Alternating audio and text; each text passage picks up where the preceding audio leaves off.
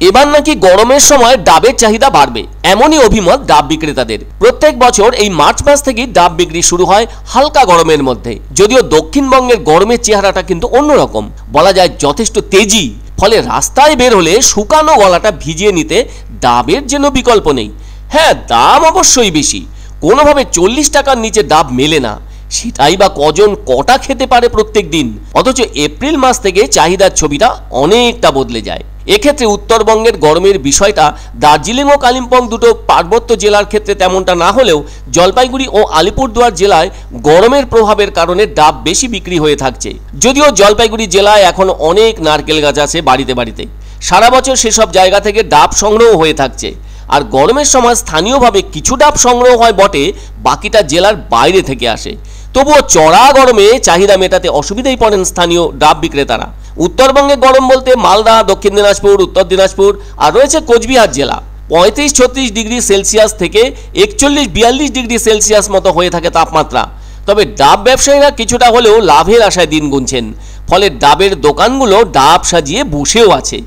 এদিকে ডাব বিক্রেতাদের দাবি, এবছর এখনও ডাবের দাম বাড়েনি, তাই ডাব ভালোই বিক্রি হবে বলে মনে করছেন তারা। অন্যদিকে ডাবের জলের স্বাস্থ্যগুণ সম্পর্কেও কম বেশি সকলেই জানেন। আর শরীরকে চাঙ্গা রাখতে ডাবের জুড়ি মেলা ভার। যারা নিয়মিত শরীর চর্চা করেন তাদের পক্ষে ডাবের জল অত্যন্ত ভালো। অনেক চিকিৎসক কিংবা পুষ্টি বিশেষজ্ঞ বিভিন্ন সময় বলে থাকেন ত্বকের সতেজতা বজায় রাখতে ডাবের জলকে চোখ বন্ধ করে নাকি ভরসা করা যেতে পারে। কেউ কেউ আছেন সকালবেলা ডাবের জল খেয়ে থাকেন, আবার এমন কিছু মানুষ আছেন তারা সন্ধ্যেবেলায় ডাবের জল খেয়ে থাকেন। আসলে ডাবের জলে আছে লরিক অ্যাসিড, যা কিনা শরীরকে চনমনে রাখার পক্ষে উপযুক্ত। আবার ডাবের জলের মধ্যে আছে সোডিয়াম, পটাশিয়াম, ত্বকের আর্দ্রতা ধরে রাখতে সাহায্য করে ডাবের জল।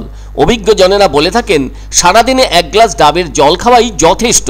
ডাবের জলে রাইবোফ্লাভিন, নিয়াসিন, থিয়ামিন এবং পাইরোডক্সিনের মতো উপকারী উপাদান থাকায় রোগ প্রতিরোধ ক্ষমতা বাড়িয়ে তোলে শরীরের, এমনটাই অভিমত পুষ্টি বিশেষজ্ঞদের। এছাড়াও ডাবের জলে আছে খনিজ লবণ, ক্যালসিয়াম, ম্যাগনেসিয়াম ও ফসফরাস। ডাবের জল হলো কৃত্রিমতাহীন ও পার্শ্ব প্রতিক্রিয়াবিহীন একটি প্রাকৃতিক পানীয়। প্রতি 100 গ্রাম ডাবের জলে আছে 95 গ্রাম জলীয় অংশ।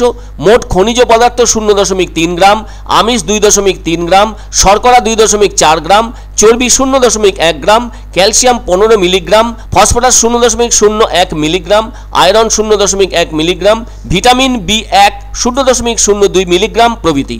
সব মিলিয়ে ডাবের জল হলো গরমের উপযুক্ত পানীয়। ডাবের চাহিদা শুরু হচ্ছে, হালকা হালকা খাবার চলতেছে, কম হচ্ছে, ডাবের বিক্রি চালু হয়ে গেছে, পুরো চালু হয়ে গেছে। 40-50 ভালো হবে, সিজনের মতো ব্যবসা হবে।